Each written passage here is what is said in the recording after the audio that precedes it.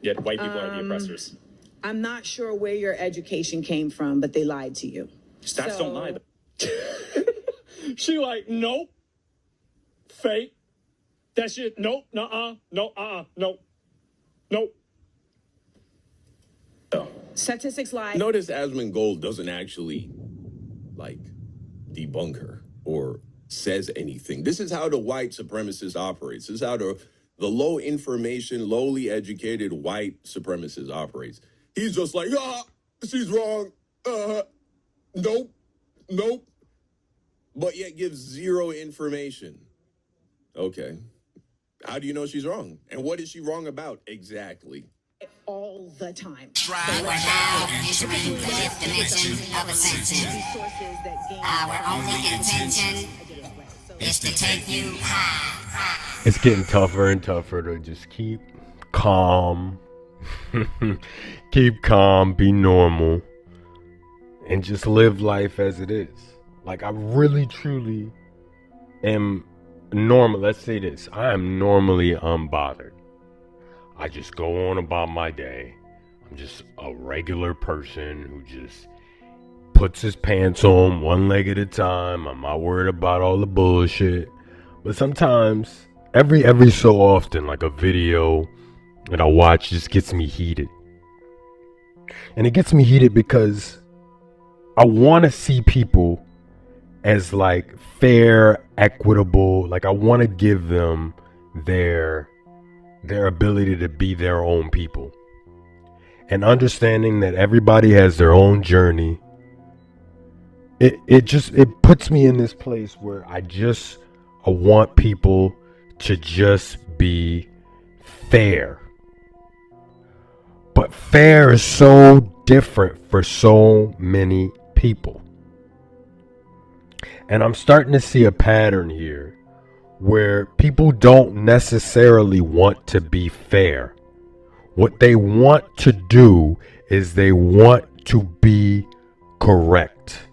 They want to seem as though they are on the right side of things. And I can't even blame people for wanting to be on the right side of things. Because who doesn't want to be on the right side of things? But me, personally, I like to be square in the middle. I like to see, all right, this is the left side, this is the right side. I want to see both perspectives, right? Right? Like, that's it right there, right. For most people, right is center. If I am right, I am correct.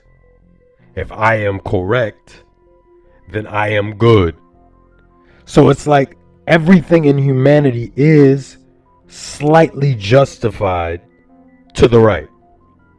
Like, if you're doing the right thing, why is that associated with one side? Why don't we say, if you are accurate, if you are correct, like these words that are, they point to the same thing that right does. Like, if I am just, if I am fair, these are all things associated with being right. Why is that a thing? Like, if someone's left-handed, or it used to be in the past, like my grandmother was left-handed, but she was literally scolded into becoming ambidextrous because her mother thought if you are left-handed, you are essentially a sinner. So I lay all that out just to say, like, I am not trying to seem like I am better than anyone. I am truly just trying to see both sides of things. So we have this conversation with Amanda Seals. She's arguing against these conservatives, and I can literally see both sides. I can see Amanda's point, where I can definitely, it's because I was taught this from an early age, that people who look like me were unjustly brought to this country. They were unjustly brought across the seas to this country and forced to do labor for another group of people who don't look like me. And those people benefited from that free labor. That's the core of what I was taught. They showed us roots in school. They said, look, this is what your people went through. And then it moves along in history and it says your people fought against that unjust treatment up to the point where we have Malcolm X and Martin Luther King. And then those people were unjustly murdered for fighting for rights of your people. So from a young age, I've been told that my people were in a subjugated place. My people, this is all placed on me. My people were placed into a situation that was unfair. Complete full stop. Right? So I can completely understand the point of view of someone like Amanda. She's saying, look, I have this entire history of this country where people who look like me were systematically oppressed. Therefore, these people need to be repaired for that treatment. So if we take all of that in one package, I am wholeheartedly in line with that outcome. That if my people were put into this situation and people benefited from that situation, they need to be repaired, right? However, as I grew up past that, more information came in and started to change that solid understanding. Because there's some people who stay in that particular circle of thinking. It's always being reinforced for them. Look, I see this person treat me this way. Yes, this validates that way of thinking because this is what happened prior to me being born, and it continues to happen. So, obviously, this situation that I'm in right now is colored by that way of thinking. But for whatever reason, I was separated out of that, and I started to see a whole bunch of things surrounding that way of thinking that started to subtly change it.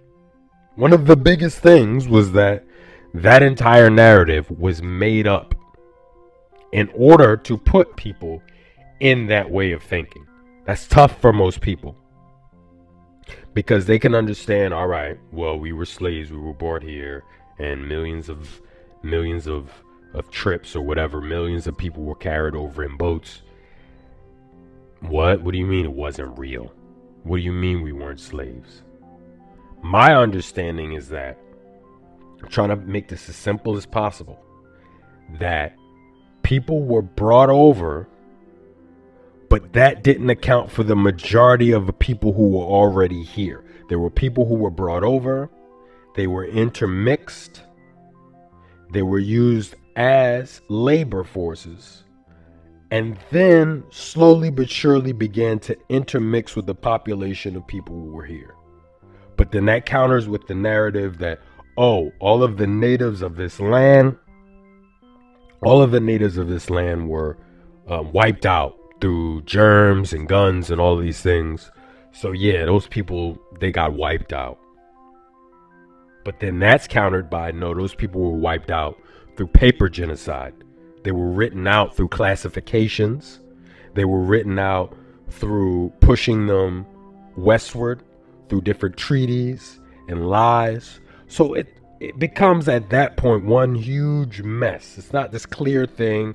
My people were here, they were brought here, they were subjugated, and then that continuation all the way up until the point that I'm here now. My people were subjugated.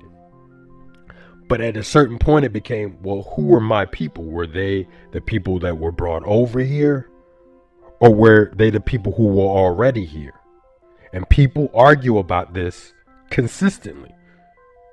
They say, no. we were already here. We are natives. And people say, no.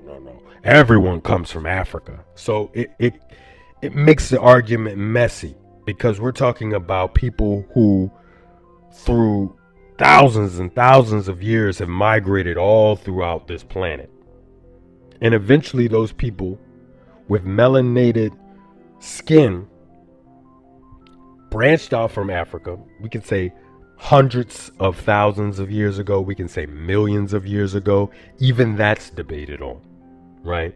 So it makes this a really messy situation.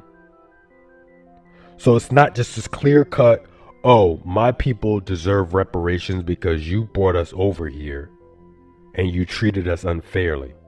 So it becomes, at a certain point, all right, a group of people were labeled, and we started to have classification systems of who is black and who is white.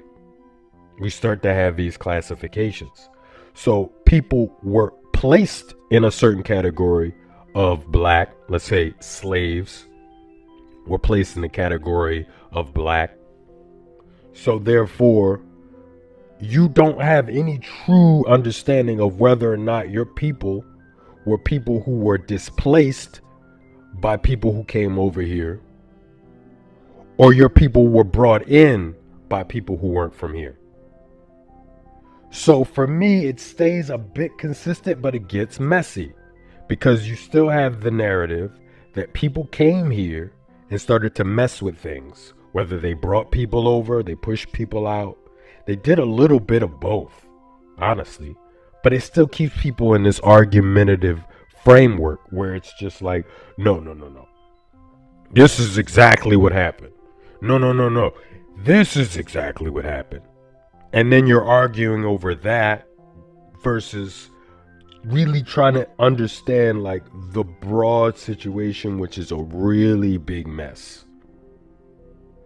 So now people are arguing, well, we deserve reparations, which again, based on my prior education, I can definitely vibe with. I can go with definitely we need to have reparations. But then it gets to the point of, well, all right, who are going to be these people who get these reparations? Because at this point, it's become so intermixed. We have people that have come over in the 1900s. We have people who came over in the 1800s. We came over in the 1760s. Like, they talk about these dates that go back 400 years of all of its history. So who gets what? That's where it gets tough for me. Who is going to be repaired? How could you assure that your people were slaves? If my people weren't slaves, then I don't get that, because they brought people over under the category of Negro. Those people were listed, they were property, and those people were slaves. But then if you go to the point where say, hey, look, there were people who existed at the same time these Negroes were here. They were freed people, not even freed with an ED at the end. They were just naturalized people. They're people who lived on the land. They did their own thing. They had their own farms. They lived on their own. They were not slaves. They were natives, indigenous people. So you have that entire group of people, and both of these categories of people would look the same in a sense, in terms of their skin being darker than whites. So at that point, you're like, well, who's going to get the reparations? If you go back to, all right, the people who were descendants of these slaves, they get it.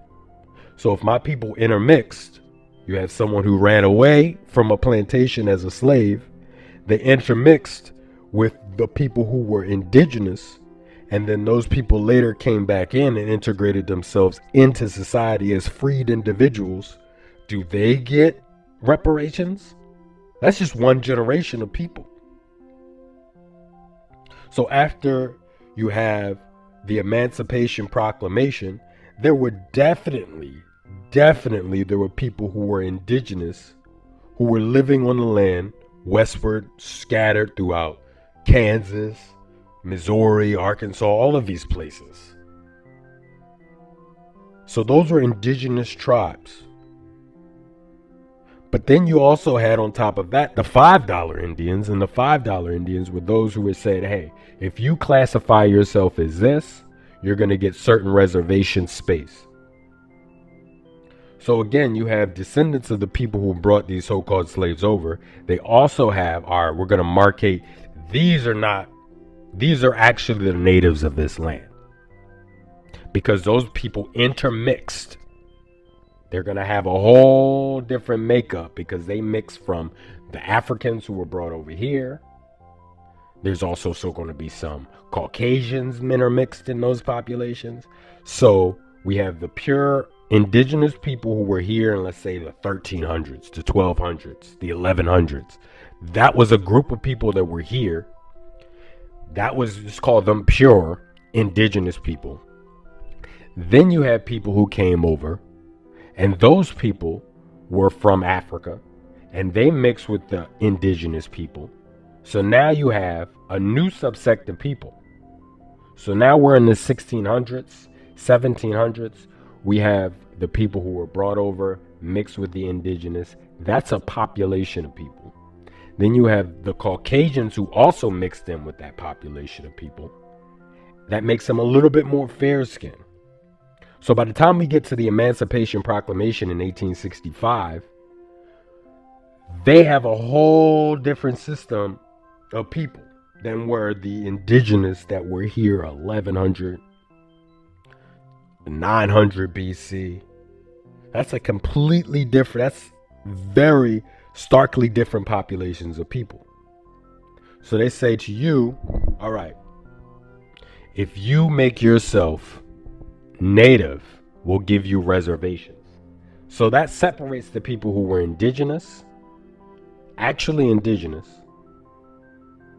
from the people who were slaves. The people who were slaves are different than the Caucasians. It puts so much in the mix of that, right? So if my people have a long history going all the way back to the 1100s, and we were consistently free, you have all of these people coming in, Andrew Jackson, all of that. We're going to say, all right, well, your people can have a treaty. Then those people get pushed out. Then some of those people get pushed in. But in a sense, we were never slaves. We were never, ever slaves. But then somebody who was a slave get mixed into that population. Because if you think about it, who would you really denote as deserving of reparations? So that's where it gets fucking frustrating, because it really is this conversation that almost can never have any solution, because it's really just going to be an argument about who gets what. I just gave you a glossary understanding of what I've learned from being a child in the public education system all the way up until the point where we have the internet and people can tell you whatever they want to hear. So it's all over the place in terms of my education. So it's hard to really rein in what I understand, because there's so many tiny different things that I've been taught that kind of add up to my understanding. Not to say it's correct, but I have a certain viewpoint. So I understand anytime somebody's having this reparation conversation, I'm literally mixed.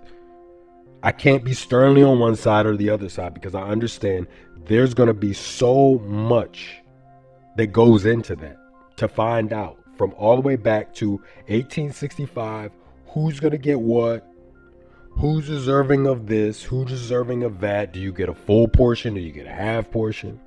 That just that alone makes the conversation difficult, but people know that. So then we have this conversation with Don, and Don's cool. I think he's a cool guy. On the surface, I don't know him as a person. He seems to be well spoken, well thought out, not ignorant in the sense of like, all right, let me just put out mindless content. So that I can respect. But then I have to just look at the situation critically, right? He's making a reaction video to Asmongold, a white person, reacting to this debate on reparations, or not even specifically reparations, but it's Amanda Seals, a black radical versus 20 conservatives. So right now, he's choosing to put up a reaction of a white person reacting to black content. And what he's choosing to do is devalidate or invalidate Asmongold for being a white supremacist. I've seen some Asmongold's conversations. He doesn't necessarily seem to be a staunch racist. He's not like, I hate black people. He's in that mindset of like, hey, I don't necessarily have to deal with all of this black nonsense, so I'm going to speak carefree. And then that pisses people off that you don't have that level of sensitivity that one would have when they've been ingratiated or indoctrinated is a better word with all of the history. You haven't lived in the community. You don't have all of the nuance that we have. So naturally, it's going to put you in opposition if you just speak freely about these things. It's naturally just going to put you as, you're a bad person. You're an op. You're against all of this. But that I really cannot stand when people have this, I'm a white savior and I understand the plight of blacks, so I'm going to speak to your side of things because I know I'm going to get validation for speaking to your side of things because I don't have to. I'm a white person. So me speaking to your issues is necessarily going to make you seem or make them seem that they are a morally just person because they're speaking to the people who were unjustly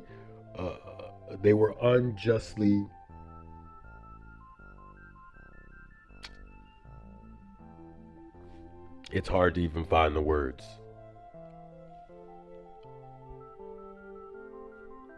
This is where it catches me up. People who were unfairly treated. So that becomes the new game because you understand there's no way you're actually going to get to the bottom of this. But what you can do is you can say, look, I'm above all of this. I'm morally just. I am right about this because I see people were unfairly treated and they deserve reparations. So people will judge you on that stance alone. Like if you say, look, I don't think, quote unquote black people deserve reparations. And reasons are XYZ. You're going to be judged by the majority of that population as you're a coon. You're a fool, you're a Uncle Tom, so many different monikers, so many different pejoratives are going to be thrown at you because in their mind, you're someone who's standing on the side of the oppressor and not standing on the side of the oppressed. And what fucks me up is that you don't have to stand on either side. You can just look at the situation and say, well, it's not as clean cut as a lot of people try to make it seem. And that's what really frustrates me, is because people get to this point where they can just stand on a platform, they can call it out, they get patted on the back, and that's good enough for them because they know it's not really ever going to get to a point where we solve it. But you always have to pretend like, well, this could happen. Because I've heard so many people say, well, hey, look, if they handed out checks, I'll take it. It takes a really strong moral character to say, look, I don't want that money. Because for me, I'm looking at it when I see all of that I just said, and I see someone who has been, muddying the waters, putting these people over here, bringing these people from over here, moving the laws around this way, making this. There is a lot of systematic oppression that has been placed out. I cannot deny that there is unjust behavior in our justice system. There's a lot of valid points that I understand. There's just a lot of fuckery that's been put out. There's a lot of that. Right? So for me, I think it's morally just to say, look, you don't owe me anything.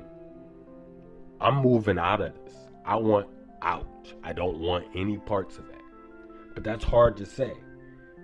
Like, I imagine it. Like, if there was ever a point where they said, all right, we decided every black person gets $250,000, but you have to prove you were a slave.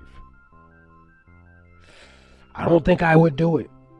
Like, honestly, like, I know there would be a certain amount of effort that would be put into it, but in a sense, you have to categorize yourself as a descendant of a slave. Even if I knew I was, I don't think I would want the money. I wouldn't, like, if it sounds like, oh yeah, I'm trying to be, virtuous by saying I really truly don't think I want that on my soul. To go dig into the annals of history, because I understand, I've looked into my heritage and I can understand when you go back about 5 generations, that's a lot of grandparents, because your parents had 2 parents, then their parents had, that's 8 parents, then 16, then 32, then 64, and that's just 5 generations back. So my mom, my grandmother, my great-grandmother, great-great-great. So that is not that far back, right? I think that will probably stretch back to maybe about 1865 when the slaves were freed. I'm not doing the math right now. But if you go back past that, it gets even wider. So you can literally go and say, oh, boop, boop, boop, boop. Yep, this person was a slave, because that's a lot of intermixing, right? And those people back in those days, they had a lot of children. My grandmother, my great-grandmother, was a sibling of about 10 people. That's a lot of people. So I can say, well, this person was in this family, and you understand family dynamics. You could be the black sheep in the family, and you decide, look, I'm leaving, right? I'm out. I'm gone. I'm not dealing with that. So, who's who? I don't know. It really just gets me to this point where I'm just really frustrated with how people will choose to want to have this virtuous argument with people. Not really have an argument, but really react to a piece of content and just say all of the right things. Oh, you're bad. Oh, you're not really interacting with the point. They're not really trying to make themselves better. They're not trying to educate themselves. All they're really, really capable of doing, and it's not to say they're capable or incapable, but really, what can you do with such a conversation like this? It's either you want people to have reparations or you don't. And you're either going to say it for a way that, you don't want reparations because you like white people. You're siding with the oppressor. Got one. There we are. Uncle Tom, Uncle Coon, Uncle Sambo. There he goes. Now I'm better because I'm not that. And that's essentially what the conversation is. It's fucked up if you really think about it. It's really fucked up. I was arguing with the robot and I realized, like, this robot isn't going to get me anywhere. Arguing with this robot is just going to validate my point, because I'm going to speak to my issue so vehemently that it's naturally going to say, okay, all right, well, I can see what you're saying. And I realize that's essentially all we really do when we have like these platforms. Like, we're not actually talking to people. We're not trying to get to a higher understanding. We're just digging ourselves deeper into these echo chambers. So after going back and forth for like 15 minutes with the robot, it spit me back out this. It said, in an age where information moves faster than we can process it, Everyone seems to have a grand narrative to stand on. Big ideas, justice, fairness, progress get waved around like banners, giving people a sense of moral clarity without requiring them to confront the messy realities underneath. It feels good to align with a principle, to announce you're on the right side, but that comfort often comes at a cost of nuance. When everyone stakes their position on the broad stage, the details, the real human complications get buried. The frustration comes from living in that gap between the micro and the macro. On the surface, it looks like we're having conversations about fairness, truth, and collective progress. But underneath it, most people avoid engaging with the contradictions that would actually test those ideas. It's easier to retreat into echo chambers where beliefs are validated, where being right matters more than being thorough. That surface level agreement gives the illusion of understanding while sidestepping the deeper work needed to actually resolve anything. And that's where the spiral begins, trying to hold both scales in mind at once. You want clarity, but the noise is constant. Everyone shouting principles while avoiding the uncomfortable details that make those principles meaningful. It leaves you searching for authentic dialogue in a space dominated by performance, craving the kind of thinking that embraces complexity instead of running from it. It's not just about having answers, it's about wanting a framework where the real questions can breathe. And that's where I'm going to end this, because I really needed to just get that out. I needed to get that off of my soul, because sometimes it can just be so frustrating to watch these conversations. And I want to truly interact with these individuals, but I know they're not meaningfully going to interact with me through a fucking comment. I'm not even daring to go in a comment section with all 31 minutes of that. No. What can I do? I can either reduce that down into like something that's an attack, or I can write a whole essay they're not actually going to read.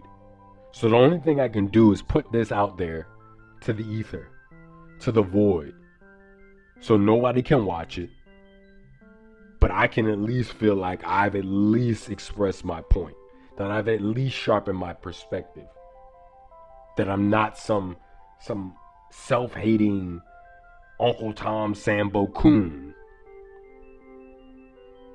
for not wanting to take a reparations. If you feel as though, like, I hope that they give up reparations. I hope. That'd be amazing if people really want to do that and they feel as though they're going to be repaired by getting a nice fat check. I'm sure a lot of people can do well with that. But me personally, I don't think I have it in my heart and my soul to want to take money from people who actually did that. Like, if it was fact, because I can't validate that actually happened in the way that they described that it happened, because, you know, men lie, women lie, and so do statistics. So is history written by the victors. So I don't know. But if it is a fact that those people did what they did and they brought people over here, they muddied the waters, they made them work for free to boost themselves up in an economy and make themselves rich to the point that they don't even have to deal with us as people. They can put quote unquote classes of people, races of people in front of the actual people who did it, and they can say, look, white people did it. If that's the case, I don't want any parts of that. That's just not for me. I'd rather not have it. For whatever reason, I've been shown things outside of the situation that's been presented to majority of the people here in the United States. I've been shown enough breadcrumbs around the situation to show me. It's just a really horrendous situation. So for most people, they think the horrendous level is the fact that they made people slaves. For me, the horrendous level is that it's so muddied and they so insidiously put the issue into a black and white situation. That's far worse. I don't claim to be black, nor do I want to be white.